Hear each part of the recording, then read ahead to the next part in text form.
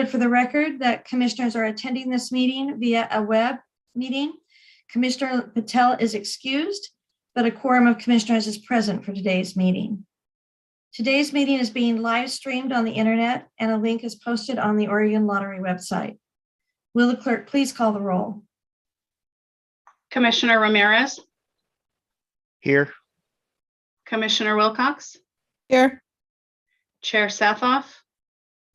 Here. Thanks, Alicia.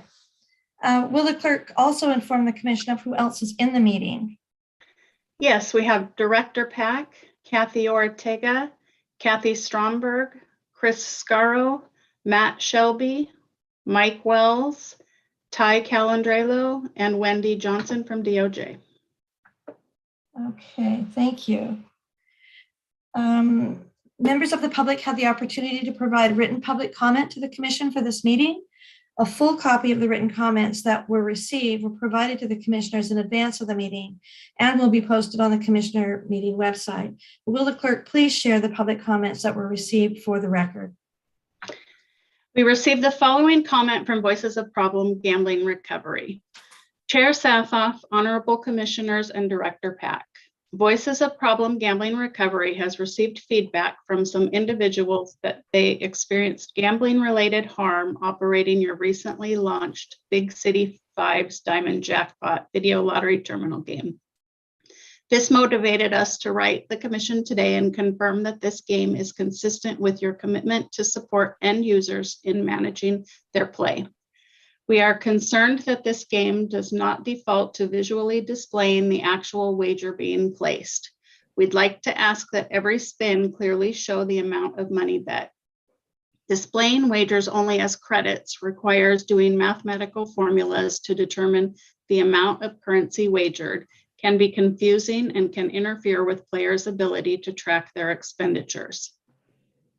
The Oregon Lottery is nationally recognized for your inroads in responsible gambling, such as campaigns encouraging players to set a time limit and a budget.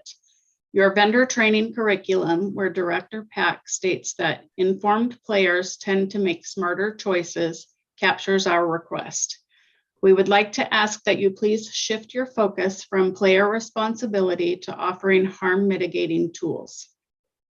This includes information like how much money players are betting each spin. This will be especially important if the Oregon Lottery one day expands your digital online offerings portfolio. We've attached a research article by Dr. Sally Gainsbury that supports this request.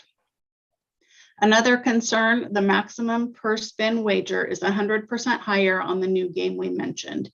We wonder if you have evidence that doubling the allowable bet from $2.50 to $5 could potentially increase gambling-related harm, particularly when combined with the difficulty in players tracking their expenditures.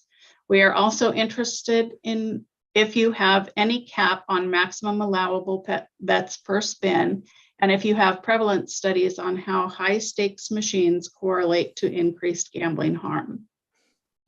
With 8% of Oregonians experiencing some degree of problematic gambling from low to severe, we urge you to please introduce new technology that capitalizes on being safer and reduces rather than increases the depth and breadth of addiction in Oregon. We remain, as always, glad to offer both our personal opinions based on our lived experience and professional input as you navigate impactful expansions such as the introduction of this game. Thank you, Voices of Problem Gambling Recovery. And this comment, along with the research article, will be posted on the commission meeting webpage after the meeting. Thank you, Lisa. I also want to thank the Voices of Problem Gambling Recovery, as well as all the public, for your ongoing comments and suggestions to the lottery. Although we don't comment or discourse during our lottery meetings, I know that leadership, all of us, has or will be considering all of these suggestions, as well as others that we receive. So anyway, thank you. And with that, let's move to Commissioner Communications. Commissioners, you know, Commissioner Patel is not available today, so I'll be giving the audit report. And so with that, I wanted you all to know that we received a very great update on the results of its quarterly, the Audit Committee's quarterly follow-up review on management's actions in addressing the open biennial security review and the internal audit department's recommendations. I want to highlight that we have received 12 open recommendations, 4 of the most recent biennial security review and 8 from the internal audit engagements. More importantly, I guess I wanted to note that we've actually closed 5 of these audits, and actually some very significant ones I wanted to highlight. One is that the lottery has made significant strides over the past few years in developing its business continuity and disaster recovery plans.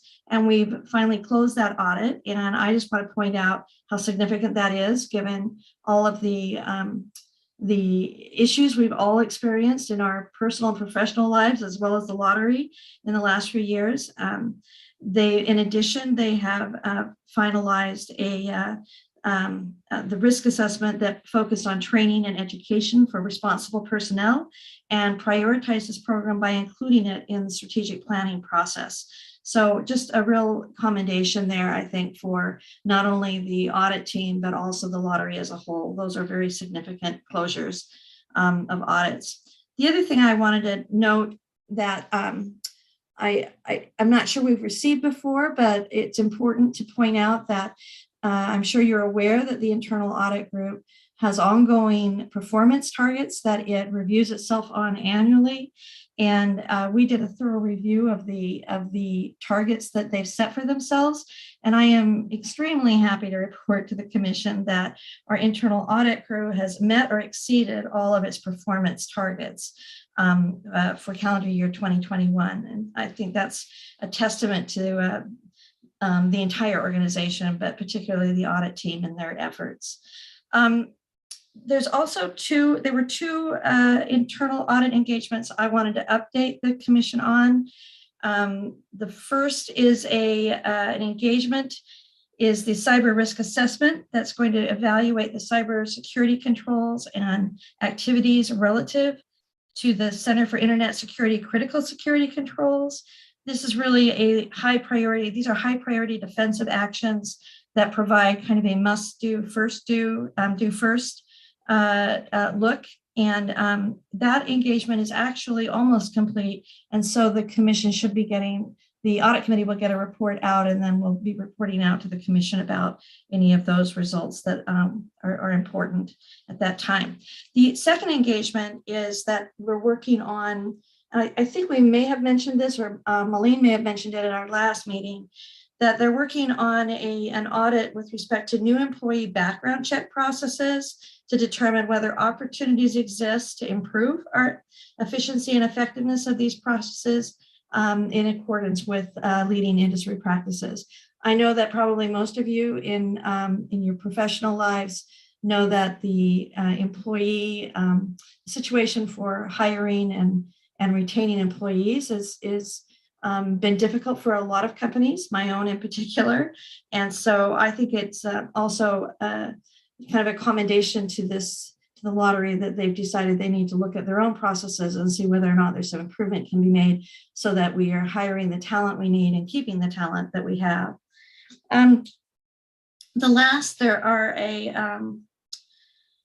There's a special management request that was received by the internal audit. They'll be adding to their audit plan, and that is they're going to be performing a consultant engagement to assess all of lottery's IT vendor risk management activities and controls.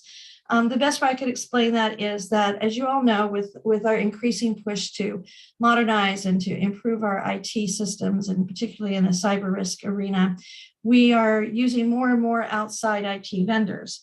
In order to do that, it obviously opens up the door to potential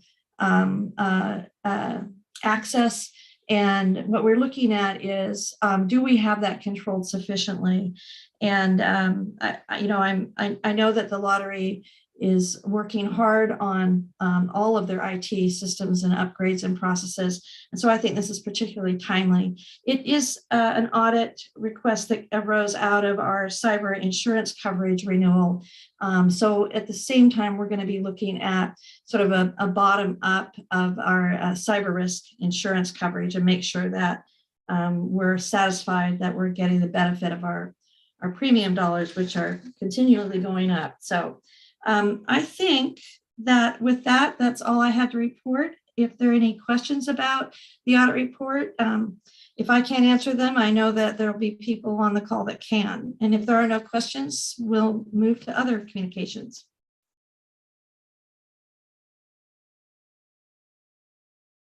Okay, hearing no questions about the audit report. Any other communications from the commissioners at this time?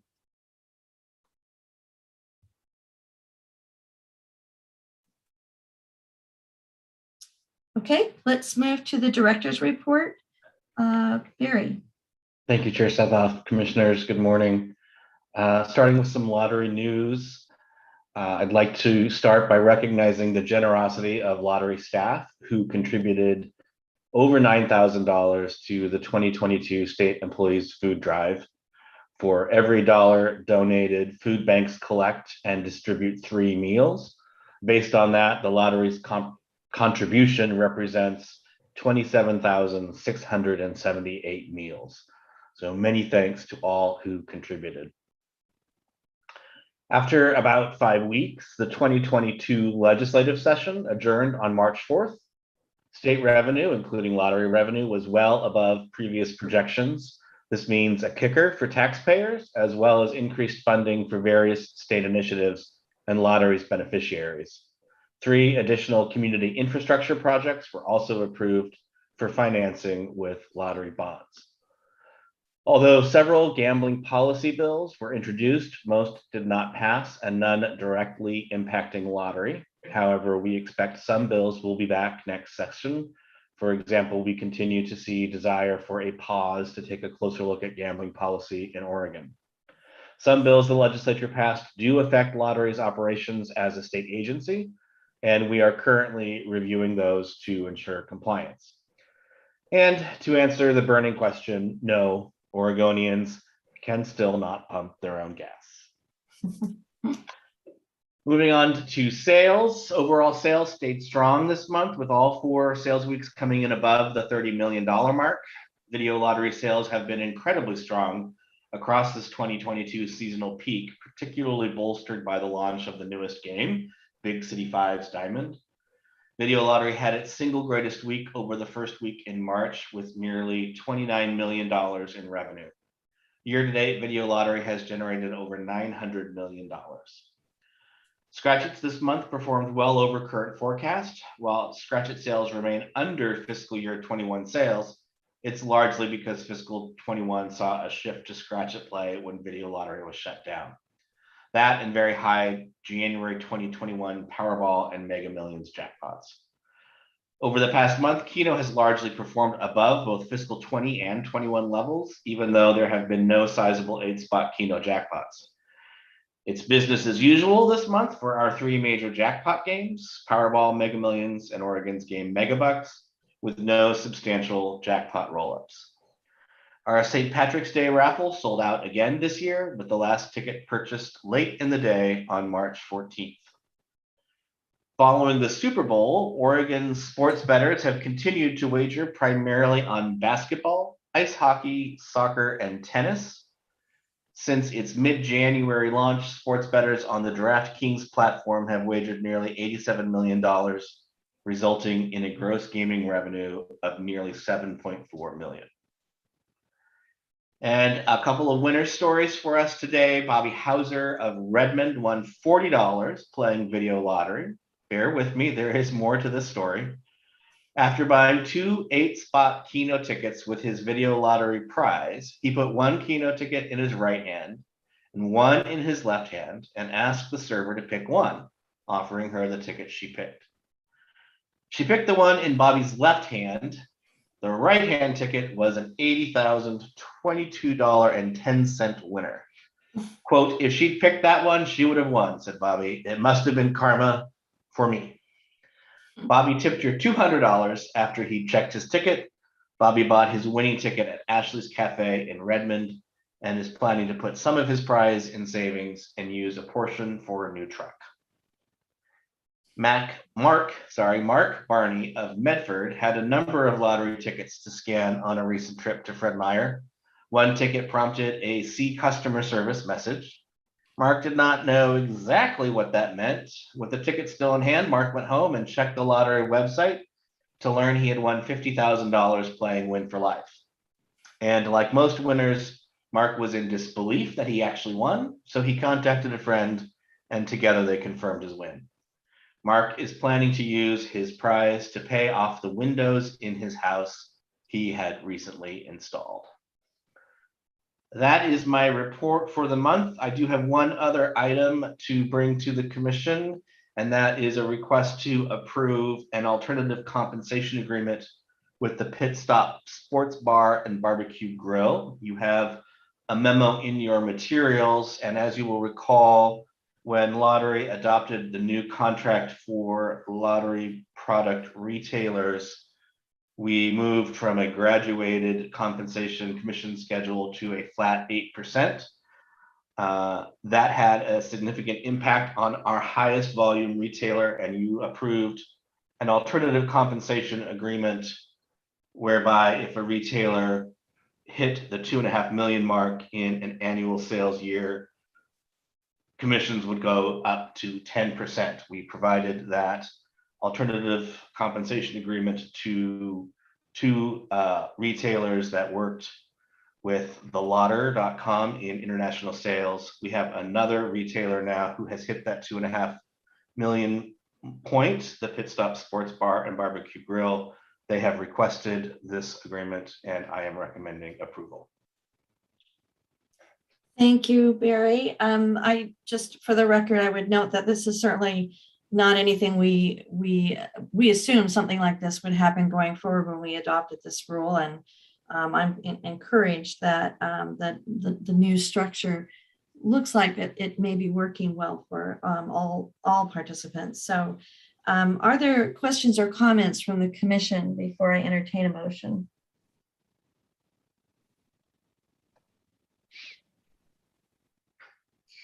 Hearing none, is there a motion to approve the proposed alternative compensation agreement?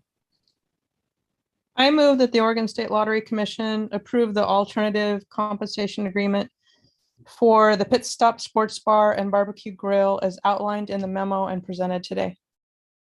Do I have a second? Second. And will the clerk please call the roll? Commissioner Ramirez, Aye. Commissioner Wilcox, Aye. Chair Sathoff. Aye. For the record, the motion has passed. And next up is, oh, excuse me, I guess that's the minutes. The minutes of the previous commission meeting have been circulated to the commission in advance of the meeting. If there are no changes to the minutes, is there a motion to approve? I move that the minutes of the Oregon State Lottery Commission meeting held on February 18th, 2022 be approved as final as presented today. And do I have a second? Second. Will the clerk please call the roll? Commissioner Ramirez, Aye. Commissioner Wilcox, Aye. Chair Sathoff. Aye. For the record, the motion is passed. Now let's move to the financial reports. Kathy, I believe you're here. Yes, I am. Good morning, Chair Sathoff, Commissioners, Director Pack. For the record, my name is Kathy Ortega, Chief Financial Officer for the Oregon Lottery, and we're here today to go over the financial report for the month of February and February year to date, with 4 months in our fiscal year remaining.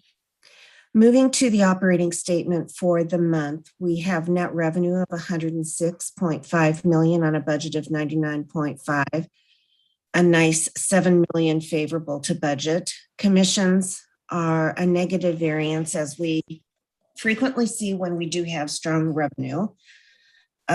Tickets are negative. You'll see it on the year-to-date. It's a little bit of a timing and a rate difference there.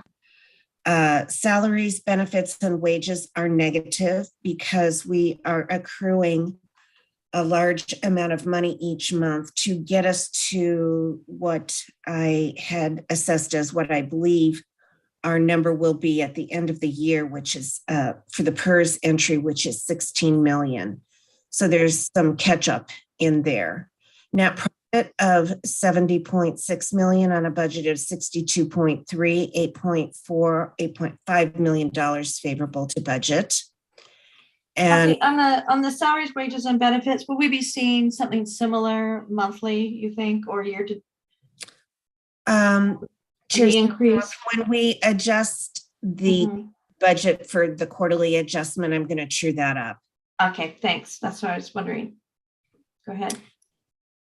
Looking at the year to date for the month ended February, we have net revenue of 934.5 on a budget of 922 million, 12.4 million favorable. This commission variance that you are seeing here is going to start coming down, and it should reverse itself by the end of the year. We've talked about this previously. Minor ticket variance, which is a little bit of a rate variance and a timing variance, and the salaries, benefits, and wages we just previously talked about is that PERS accrual. Net profit of 618.4 million on a budget of 582.9, 35.5 million favorable on a year-to-date basis. Going to the schedules of services and supplies, we have one variance in the fleet area, which is due to the rising cost of fuel. We do have people out in the field and a significant fuel consumption, so we're seeing that variance come through here. I also have the balance sheet for your consideration today, and I'd be happy to answer any questions. Questions or comments from the commission? I would like to acknowledge Kathy and her team for providing me all of this stuff in spreadsheet form each month. So it makes it a whole lot easier for me to kind of analyze it all ahead of time. So I greatly appreciate that. You're more than welcome. Thank you. That is an assist. So Kathy, I think with that, is there a motion to approve the monthly financial statements? I move that the Oregon State Lottery financial statements for month ended February 28th, 2022 be approved for the record as presented today. Do I have a second? I second. Will the clerk call the roll? Commissioner Ramirez, Aye. Commissioner Wilcox, Aye. Chair Safoff. Aye. For the record, the motion has passed. Thank you. Kathy, is there anything else in any of the or questions from the commission and in the operating statements or anything else that you provided? I don't have any questions, but I didn't know if you were done and if I interrupted you, Kathy, did I? Oh, no, I'm done. Thank you. Okay. All right. Then let's move on to Chris and rulemaking. Yes, thank you.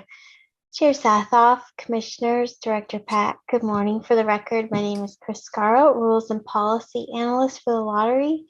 And I have one rulemaking update this month, as well as a quick preview for next month. First, as you may recall, in December, Lottery announced that we are not currently accepting applications for new video lottery retailers, in addition to other efforts to communicate with current and prospective retailers. Director Pack adopted a temporary rule to explain the pause to the public and our retailers. Several factors have reduced available VLT inventory, including strong video lottery sales, changes to equipment management practices during and after the pandemic, and the need to replace outdated terminals currently in the field. We are working to resolve inventory issues and develop a comprehensive long-term equipment management strategy.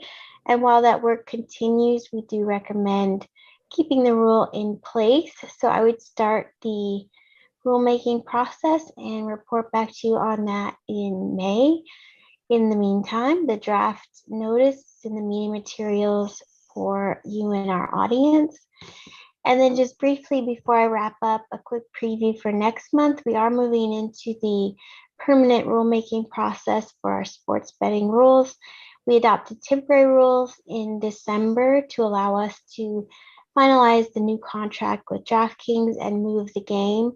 As Director Pack said, we launched on January 18th and we disabled play on the scoreboard platform at the same time. So as you know, DraftKings purchased our previous provider, so that was the reason for the transition. There are not many substantive changes to the game, but nevertheless, of course, we will be opening those rules up for public comment in early April. So I will have more on that at the April Commission meeting, but want to let folks know that is coming next. So happy to answer questions about those rules. Otherwise, that is all I have this month. Thanks, Chris. Well, supply chain issues are something we're all dealing with. So I totally understand the need to push this. The reduced inventory, obviously, we're hopeful that we can come to some kind of a strategy and a plan to assist with that as well. Are there questions or comments from the commission on the need to extend this rule? I just have a question for Director Pack. Do you have any idea of when this might loosen up, or is it still just so uncertain?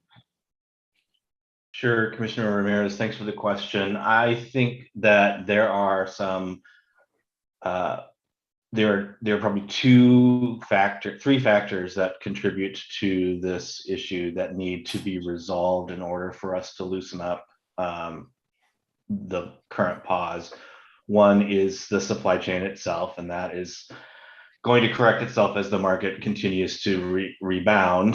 The second is a long-term funding strategy for the replacement of VLTs so that we are able to get back on track with maintaining the current inventory in the market. And then the third are policy choices that we'll be bringing to you probably in early June for consideration and input as we look to that long-term strategy. So my anticipation is this will continue through the end of the fiscal year. And then after we've had those conversations, we'll be able to reevaluate.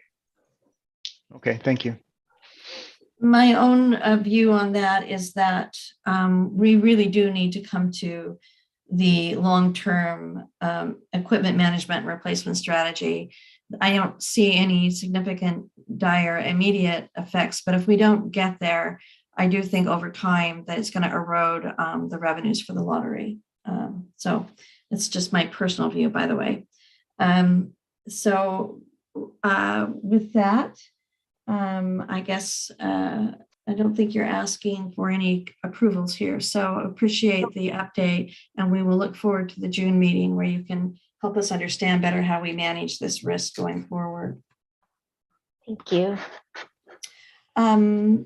Any other questions or comments for Chris? And if not, we'll move to other business. All right, other business. Director Pack or any of your team or any of the commissioners, anything that you'd like to raise at this time? Nothing for me, thank you. Thanks. I appreciate the materials, by the way, as well for this meeting to all of you. This concludes today's meeting of the Oregon State Lottery Commission.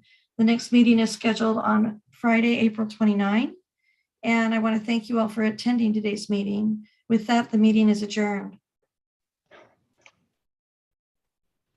Thanks, everyone. Have a great weekend. Thanks, everyone. Enjoy your weekend. Bye-bye. Bye. Bye.